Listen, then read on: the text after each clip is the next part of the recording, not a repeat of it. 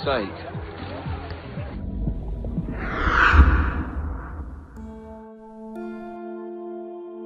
Halo brother, apa kabarnya? Kembali lagi bersama saya, Bray Conan. Kali ini saya akan menceritakan film permistisan duniawi lagi yang tentunya sangat-sangat para kaum hawa sukai. Jika yang aja segitu suka minta ditemenin ke mama kalau pengen pipis malam-malam.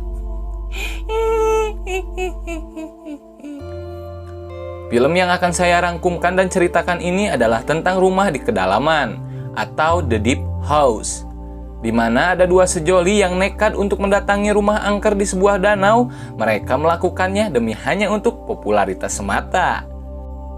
Bagaimana ceritanya? Langsung saja, pasang handsfree dan pastikan kuota internetnya, lalu seruput kopinya.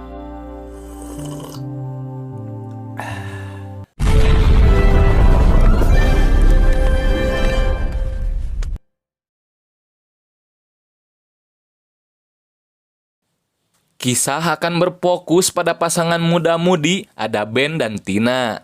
Mereka berdua merupakan seorang YouTuber yang memfokuskan kontennya pada hal-hal yang berbau mistis seperti Om Hao atau Risa Saraswati, di mana mereka mendokumentasikan sebuah gedung kosong seperti pabrik terlantar yang dahulunya milik Walanda atau seperti rumah sakit yang terbengkalai. Tentunya hal itu untuk membuktikan apakah benar di tempat tersebut ada sabang saning jurig seperti Kunti dan kawan-kawannya.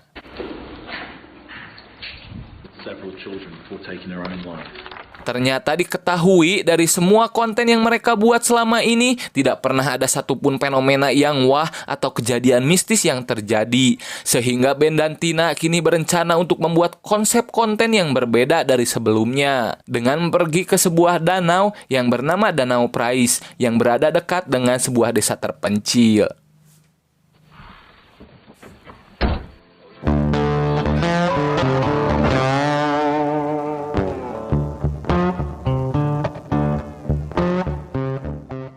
Dengan mengandalkan GPS, setelah sampai di desa, kita diperlihatkan dengan kondisi pemukiman yang begitu sepi dan hening seperti tak berpenghuni. Tapi nyatanya ada 1-2 warga desa yang masih tinggal di sana, dan mereka pun kini berhasil mendapatkan lokasi menuju ke Danau Prais tujuan mereka. Namun saat sampai di sana, ternyata danaunya ramai sekali orang-orang yang sedang piknik, sehingga Ben dan Tina merasa tempat itu kurang jos untuk dijadikan konten mistis di kanal YouTube-nya. Terlebih lagi saat melihat video di gedung rumah sakit sebelumnya, si Ben ini semakin murung dan ngahulang ketika hanya ada sekitar 100 orang saja yang menontonnya.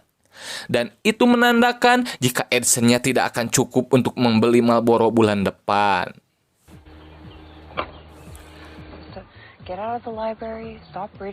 Saat itulah Ben berinisiatif untuk bertanya kepada salah seorang warga lokal yang tengah berjualan tuak di tempat itu, di mana saat dia kembali, Ben mengatakan bahwa pria tersebut bersedia mengantarkan mereka ke tempat lain dari daerah tersebut, dan yang jelas tempat itu tidak seperti Danau Prais.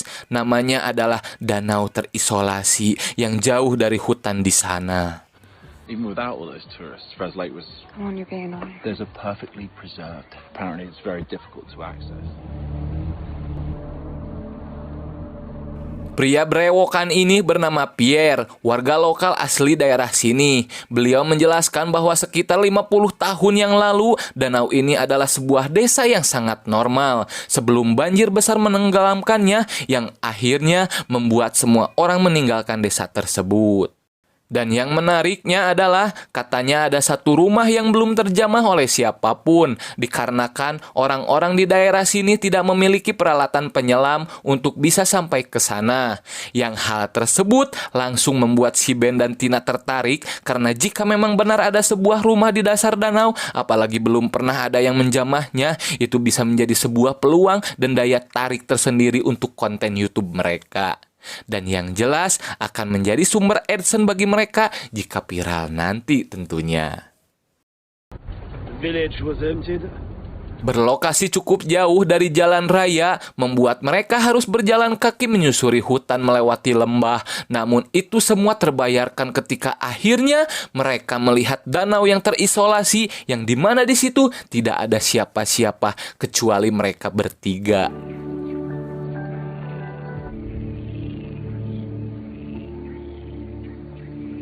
Sebagai seorang konten kreator mistis yang sangat pro, Ben dan Tina kini mempersiapkan perlengkapan penyelaman dan juga alat-alat untuk ngonten, termasuk drone air dan GoPro yang tahan guncangan di segala medan. Setelah siap, mereka pun mulai melakukan pengetesan dan menyelam, sementara itu si Pierre menunggu mereka dengan udut di batu tanpa cikopi.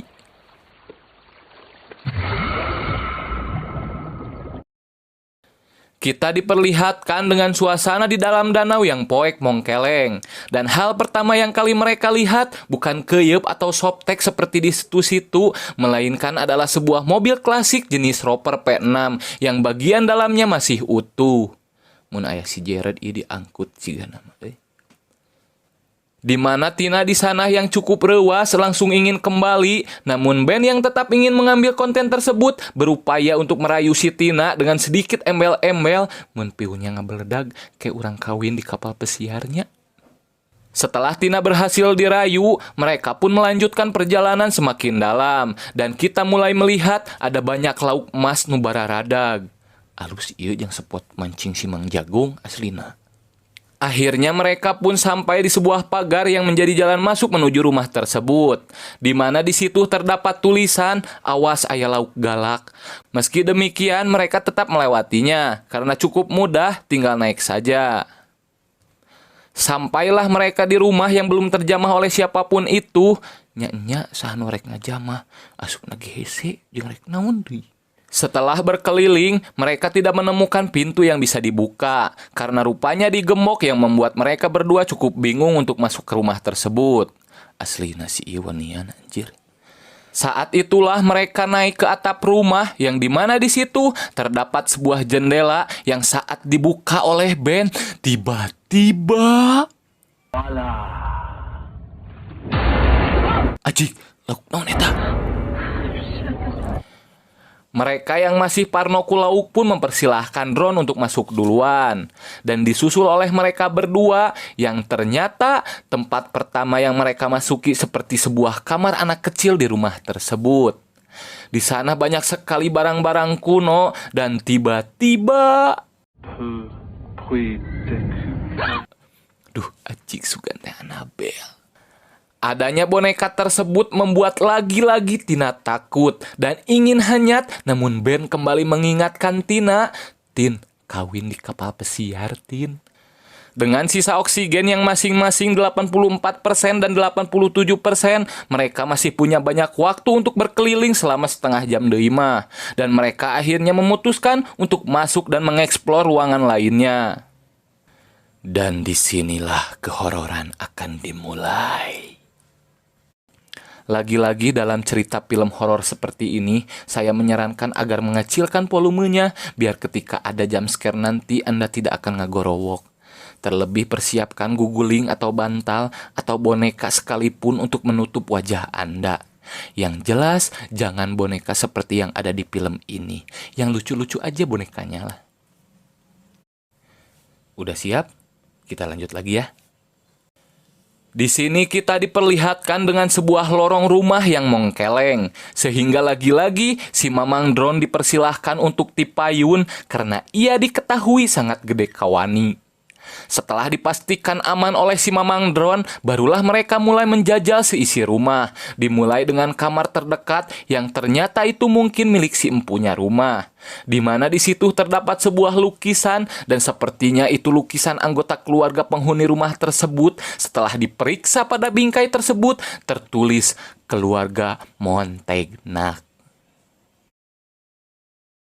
Ben dan Tina pun pergi ke ruangan lain yang sepertinya kamar anak-anak lagi, karena di situ ada sebuah kuda kayu yang bisa dicungkelik cungkedangkeun, dan di sana si koplok Ben kadon kukudaan. Namun yang membuat ngeri-ngeri sedap adalah terdapat beberapa foto anak kecil yang tertancap di dinding yang entah apa maksudnya itu, tapi hal tersebut jelas membuat piling Tina menjadi tak karuan, terlebih lagi saat Ben tak sengaja melihat bayang-bayang seperti manusia di balik tirai yang setelah dibuka, wow, Anda mendapat jong Ben. Di sini kita melihat si Amang drone error dan kita bisa menebak apa yang akan terjadi selanjutnya. Mereka yang terpacu dengan Piu dan Laik yang bakal ngabeledag, akhirnya mereka berdua nekat untuk turun ke lantai bawah yang di situ terdapat bekas goresan atau cakaran yang sepertinya seseorang seperti sedang terperangkap di sana. Dan tiba-tiba mereka berdua pun mencoba mendatangi di mana sumber suara tersebut. Di situ ada lilin yang kokoleangan. Kita husnudzon saja ya, tidak lagi dipegang oleh makhluk halus. Tapi itu cukup menyeramkan sih ya. Di sana kita juga diperlihatkan si Mamang drone yang tiba-tiba dengan kecanggihan sensornya menangkap sebuah pergerakan. Tapi nyatanya tidak ada apa-apa, bahkan lauk pun tidak ada. Hal itu pun terjadi berkali-kali sehingga membuat celana dalam saya kekedutan. Bentar, pengen ngumpul lagi. Setelah diperiksa, ternyata memang benar ada sebuah piano yang sepertinya ini ada di ruang makan. Tapi yang jadi pertanyaan adalah bagaimana piano yang kondisinya sudah rusak dan tak layak itu berbunyi? Mungkin kan Lauk atau Paman Krab? Terlepas dari hal itu, yang membuat mereka ngahulang tarik adalah orang macam apa yang membuat clipping di dinding rumah mereka tentang berita-berita anak yang hilang. Atas beberapa peristiwa dan fakta yang ada di dalam rumah tersebut, mereka pun sempat berpikir untuk menghentikan kegiatannya.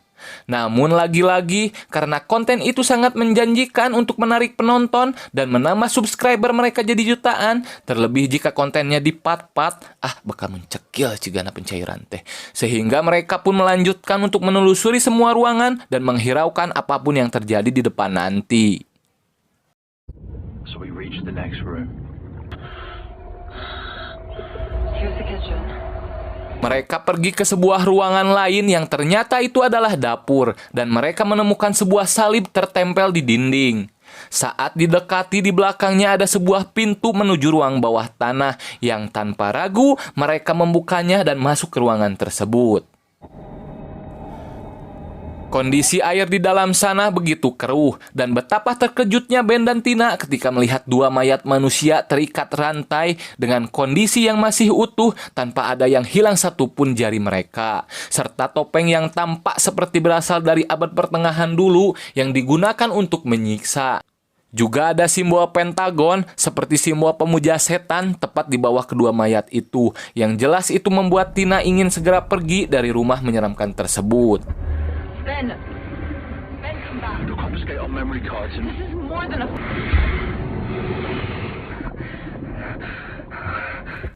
Namun apa yang terjadi? Ternyata jendela yang mereka gunakan untuk masuk tadi sekarang sudah tertutup oleh sebuah tembok dari batu bata. Dan sepertinya itu baru saja dibangun.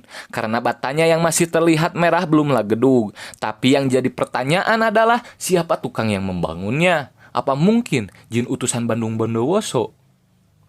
Saat Tina was-was itu, tiba-tiba... Ya, kini si sutradara mulai frontal dan berani memperlihatkan sosok hantu berdaster. Ben pun langsung mencoba untuk membuat Tina tenang dan bernapas lebih teratur, karena jika Tina banyak haheho, maka oksigen dalam tabung cepat tersedot dan habis. Let's go back down. Try the window. Mereka pun kini mencari jalan keluar lain untuk bisa pergi dari rumah terisolasi itu. Oh my goodness. There must be another way in. Saat itulah Tina melihat ikan yang tadi sempat membuatnya ruas. Lantas mereka pun berinisiatif untuk mengikutinya dengan harapan si ikan tersebut bisa menunjukkan jalan keluarnya. Sementara Ben sedang mencari jalan keluar, di ruangan lain Tina pun terus mengikuti ikan itu. Sampai di ruangan di bawah tanah yang ada mayatnya, dan tanpa memperdulikan kedua mayat itu, Tina pun melewatinya begitu saja untuk memeriksa lubang di atas kedua mayat itu.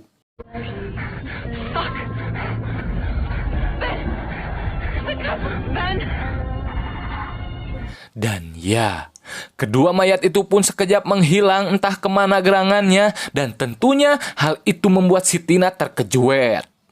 Tiba-tiba saja ada sesuatu yang menariknya sehingga Tina berontak dan membuatnya papukat dengan rantai-rantai itu sampai pahanya tak sengaja tergores oleh kail rantai yang ada di sana.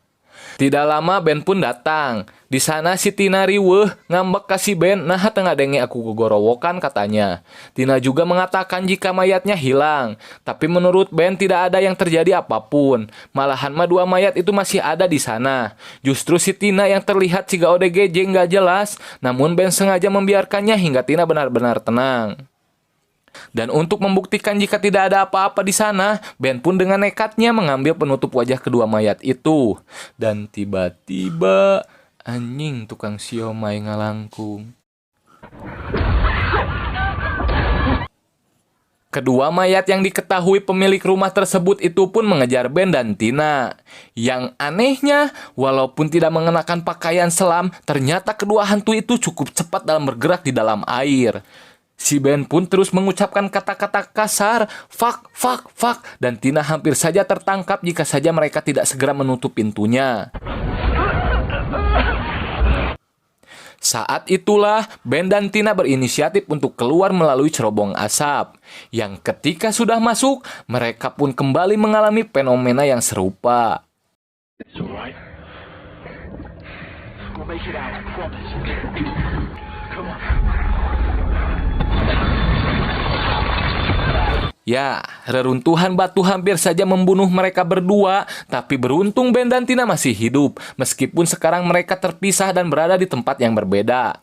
Di mana Tina kini terjebak di antara kabel-kabel yang menurutnya itu masih dicerobong asap. Kini Ben yang berada di kamar tidur pun akhirnya menemukan sesuatu yang mengejutkan. Ketika ada foto anak dari pemilik rumah tersebut dan ternyata ada nama si Pierre yang akhirnya terungkap fakta jika si Pierre ini adalah salah satu anak dari keluarga Montegnac. Nice son. Saat itulah muncul mayat si wanita yang masuk ke dalam kamar, sehingga Ben dengan cepat bersembunyi di kolong kasur dan tentunya seperti pada film horor umumnya jadi sangat mudah untuk ditebak. Dimana si juri wanita bakal ngabongohan dulu pas ngaliek, tadam! Di sana Tina pun mendapatkan Ben yang tengah tak sadarkan diri. Namun saat dibangunkan, sikap dan cara bicara Ben ini seperti robot dan terlontar kata-kata, "Kamu akan mati sebelum aku." Namun Tina menganggap jika Ben ini sedang terkena syok. Saat itulah Tina merasa ada yang utak-utakan di dalam pakaian selamnya, yang ternyata itu adalah ular kecil yang merayap di antara helm selamnya. Sehingga Tina dengan terpaksa membukanya untuk membuat ular itu keluar dari helmnya.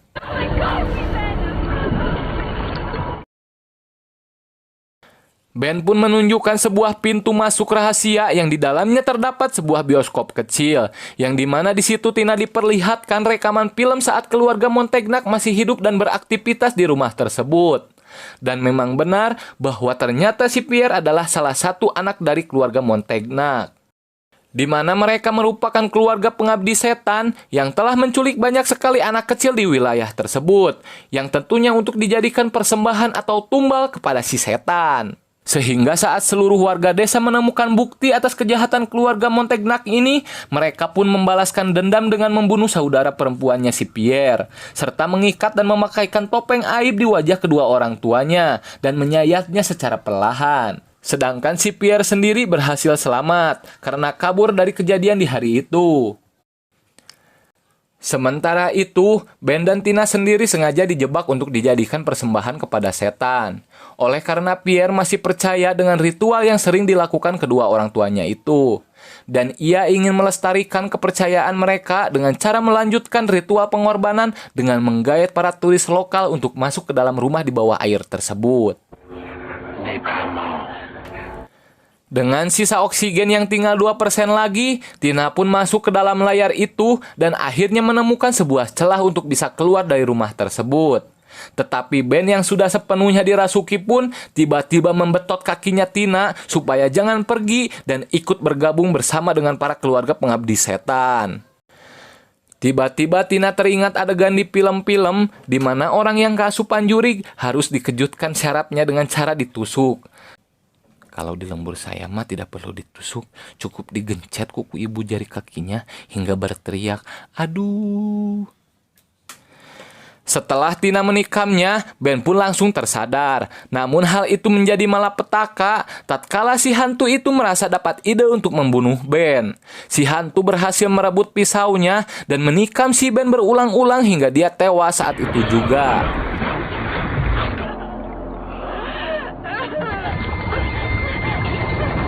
Setelah lepas dari cengkraman jurig bapak-bapak tadi, Tina pun secepatnya mencari jalan keluar dan meninggalkan rumah tersebut.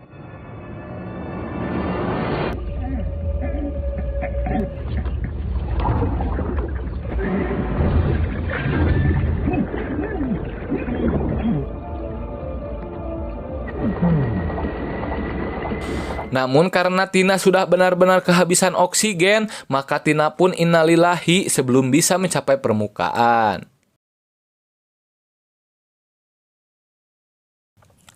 Setelah kejadian tersebut, kabarnya para keluarga Montegnac itu di bawah air memanfaatkan drone dan juga kamera si Ben untuk membuat konten keluarga hantu.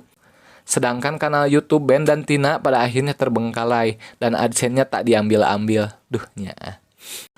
Dan film pun tamat. Film horor ini sangat di luar dugaan ya, tidak seperti film-film pada umumnya. Serulah pokoknya mah. Pesan yang bisa diambil dari film ini adalah jangan terlalu berambisi dalam segala hal karena tidak selamanya itu akan berbuah manis. Dan satu lagi yang terpenting jangan berenang berduaan karena yang pastinya ketiganya adalah Saya Bray Conan dan tanpa kru yang bertugas, mohon untuk undur diri. Si Neng beli kondom ke Alfamart. Dadah.